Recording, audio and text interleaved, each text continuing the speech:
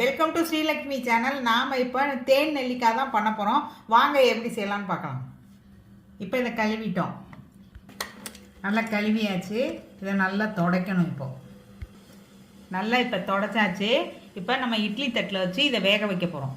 இப்போ இட்லி தட்டில் இதை வேக வைக்க போகிறோம். இது 5 நிமிஷம் வேகணும். இப்போது நெல்லிக்காய் மலர்ந்து வெந்துருச்சு பாருங்கள். இப்போ இதை எடுத்து நம்ம லேசாக ஃபேன் காற்றுல உணர வச்சுட்டு தேனில் போடணும்.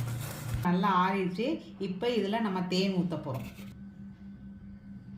பாருங்கள், இப்படி நல்லா ஊறணும். அப்படி வச்சுட்டு நாளைக்கு பாருங்கள் எப்படி இருக்குன்னு. தேனில் ஊற வச்ச நெல்லிக்காய் ரெடி ஆயிடுச்சு. இது அப்படியே ஃப்ரிட்ஜில் வச்சிங்கன்னா ஊற ஊற நல்லாயிருக்கும். ஸ்ரீலக்ஷ்மி சேனலை லைக் பண்ணுங்கள், ஷேர் பண்ணுங்கள், சப்ஸ்கிரைப் பண்ணுங்கள்.